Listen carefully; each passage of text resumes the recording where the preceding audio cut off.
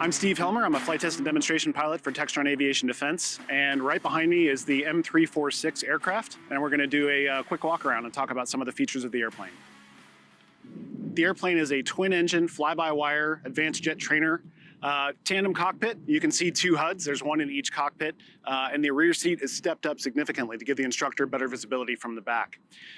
Starting at the nose of the airplane, one of the key aerodynamic features we see on this aircraft is the chine. So you have a leading edge extension coming off the wing with the vertical fin there, and that continues almost all the way down to the nose. And that gives the airplane superior high angle of attack handling qualities, similar to a Hornet or an F-35. So it makes it a great lead-in trainer for that.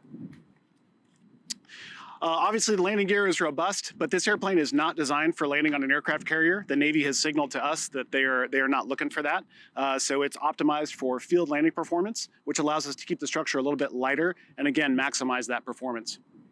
The main landing gear design that you see here, obviously very robust design already, but if we need to bring back FCLPs or aircraft carrier operations into the syllabus, this gear would need to be reinforced. So the gear itself would probably be converted to a trailing link, and then we'd be looking to reinforce the structure as well. Back here we have the twin engines, so Honeywell turbofan engines. Each one develops 6280 pounds of thrust. So that's giving you about a 0.7 to 1 thrust to weight at takeoff. We've got leading edge flaps with the notch here. That reduces wing drop. That's going to give you better handling qualities at high Mach as well as high angle of attack, and it's going to allow the airplane to fly a lot smoother. It really carves through the air.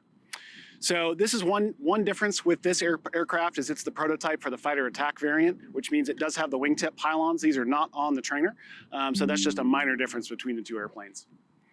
And then here we have the trailing edge flaps. These are automatic, just like they would be in any digital fly-by-wire airplane.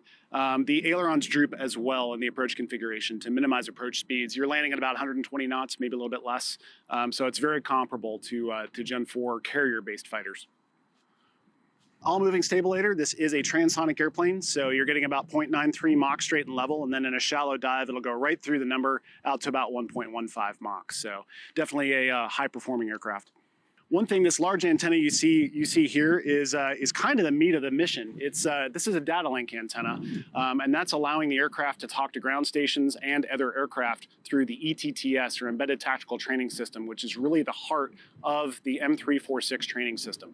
That allows us to network the jet together with other simulators and ground-based stations, and we use a live virtual constructive environment using live things like the aircraft, virtual tracks that we can inject into the system, and constructive tracks that we can generate to simulate surface-to-air threats, other aircraft, and friendlies. One thing that the M346N will have is the 5 pylons. So there's 2 on each wing, underwing pylons, and then 1 on the center line that's not currently installed.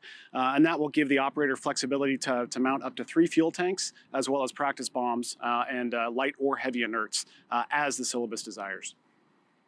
The vertical fin, similar to if you have background knowledge on the F-18 aerodynamics, this serves a very similar purpose. That adds energy to the vortex, and it helps keep the airflow attached at high angles of attack. So just like that leading edge extension I talked about before, that's actually adding energy to the flow and allowing the airplane to handle better at high angles of attack, and it handles very, very well. Leonardo advertises it as carefree handling, and that really is true. Anything up to the maximum AOA that the jet will give you, it's going to handle just fine. We have multiple AOA probes on the front because you've obviously got to sense what's going on, and multiple redundant systems. The importance here is redundancy in training. So we have 2 motors, we have a quad redundant fly-by-wire system, and an airplane that handles very, very well with a high thrust to weight ratio. It's a sports car. It's a lot of fun to fly.